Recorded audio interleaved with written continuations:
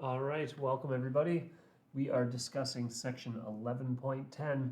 We have made it to Taylor series, the zenith of a first year course in single variable calculus, or a first year sequence of courses in single variable calculus. So, well, congratulations for having made it so far, and well, let's knock it out. So, the first four terms of this Maclaurin series, f of 0 equals 8, f prime of 0 equals 9, blah, blah, blah.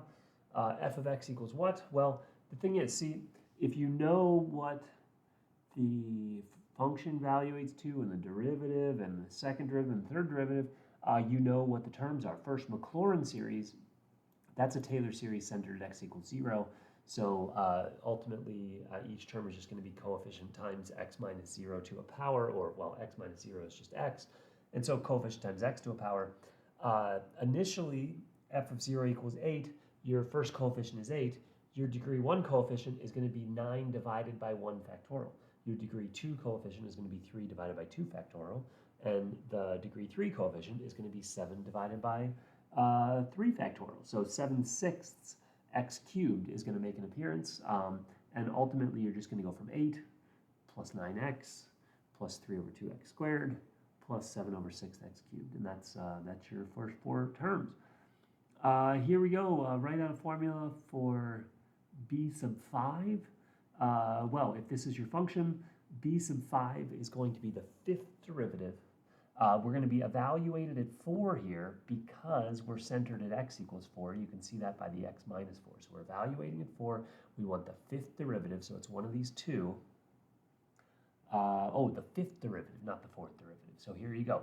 It's the fifth derivative evaluated at 4 divided by 5 factorial. Evaluating at 4 because that's the center of our series. Fifth derivative divided by 5 factorial because we're looking for b sub 5. So there you go. That's Taylor's formula in action. Taylor series for f centered at x equals 7. If this is the case. Okay, you see, so this is the expression for the nth derivative evaluated at 7. So what are we going to do? We're going to take this nth derivative divided at 7 and divide it by n factorial. Now that's actually going to cancel out the n factorial here. And so taking away the n factorial, just scrubbing that away, the rest of what's written here is going to be the coefficient of every term. And since we're centered at 7, each term is going to have a factor of x minus 7 to the nth. So you would have minus 1 over n divided by 5 over n plus 4 times, in parentheses, x minus 7 to the n. That's your Taylor series. Now, how do you find the radius of convergence? We're going to do exactly what we did in the 2 sections ago with this section of power series. We're going to take this expression for our Taylor series that we found here, whatever our answer is here, and we're going to throw it into the ratio for a ratio test, set it in an inequality less than 1, and then we're going to isolate, whenever you go through the ratio test, you're going to isolate your factor of x minus 7, and whatever is left is going to limit to whatever it does. I think it's going to limit to a 5 in this case, or 1/5 rather. And then whenever you divide that 1/5 to the other side, you ultimately get quantity x minus 7 is less than 5. That 5 on the other side is the radius of convergence, and well, that's the nature of things. Find the Maclaurin series. Using the definition of the Maclaurin series, okay, here's your f of x. So now here's the thing. Look, we are going to have to take derivatives upon derivatives upon derivatives of this expression. So take the first derivative, take the second derivative, take the third derivative.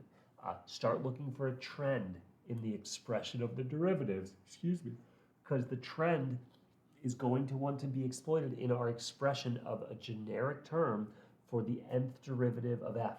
So if we can get an expression for the nth derivative of f, what do we then do? We evaluate at x equals 0. Incidentally, evaluating the x equals 0 is going to take this 1 to whatever power and just wipe it away. So all that's going to be left is just a 5 times something that's been brought down in front, because you bring it down to minus 2, then you bring it down to a minus 3, then you bring it down to minus 4. So there's going to be like a factorial there. So it's going to be like minus 5 times a factorial, something like that. No, there's going to be a minus 1 to the n, because when you bring down a minus 2 and a minus 3, that's multiple negative signs. So you're going to have a 5 times a factor of minus 1 to the n times a factorial. I think it's going to be n plus 1 factorial, I think. I'm not sure, because the first derivative is going to bring down a 2, so that seems to make sense. and then, right, evaluating at 0. Now, what do we do when we take the nth derivative and evaluate at 0? Then we divide by n factorial. That's going to be the coefficient for x to the n here. So we have that 5 times minus 1 to the n times, and it might be minus 1 to the n plus 1. I have to double check the signs, but then multiply by n plus 1 factorial. We're going to divide by n factorial. So the n factorial and the n plus 1 factorial are going to cancel out and leave an n plus 1. So we'll have an n plus 1 upstairs, we'll have the 5 upstairs, we'll have the minus 1 to the n upstairs, and then we tack on the n, the factor of x to the n. To find the radius of convergence, we take whatever this expression is, and we run it through a ratio test. So running it through a ratio test, we'll plug in n plus 1, we'll plug in n, we'll put the n plus 1 thing on top, we'll put the n thing on the bottom. It might be a double-decker fraction. In this case, I don't know if it will be, but anyways, you take that expression and you simplify it down in an inequality less than 1, and factoring out the x, you'll have something of the form x, absolute x, is less than r. Whatever that r is your radius of convergence. All right, so here we're using the Maclaurin series in the table. So there's a table. I can't click on it for whatever reason, but that's fine. Right, we'll use the table to obtain the Maclaurin series for f of x equals arctan of x squared. So I believe there's going to be a Maclaurin series for arctan of x. What are we going to do with that Maclaurin series? We're just going to replace x with x squared and write down the result. So nothing too fancy or crazy there. Use the Maclaurin series to obtain a Maclaurin series for this. Well, okay, we're going to have a Maclaurin series for cosine x, that's for sure, but we want to replace x with 1/11th x squared in the expression for cosine x. And so we have 1/11th x squared everywhere we see x, so we're going to have like 1/11th x squared raised to the 2n plus 1 power, or whatever the cosine's Maclaurin series looks like. And then after all of that, we're going to multiply everything by 12x. So everything with x is going to increase by a power of 1 because it's being multiplied by additional x. And then the 12 is going to sort of come along for the ride. And yeah, this is a tutorial exercise, so it'll sort of walk you through step by step. Here we're going to integrate arctan of x to the 5th. So we're going to take the Maclaurin series for arctan of x. We're going to replace x with x to the 5th. And then we're going to run a power rule. Increase the power by 1. Put the power in the denominator. It's going to be a generic expression in terms of n, but that's okay. We'll get whatever pops out. Okay, here is a nice expression here. Find the sum of the series. What does that even mean? That's going to have to be in terms of x. Oh goodness, yeah, definitely take your time going through this one. I am not exactly sure how it's going to go through helping you find the sum of that series. Can I even click? I don't think I can. So yeah, just take that one step by step. Follow it piece by piece.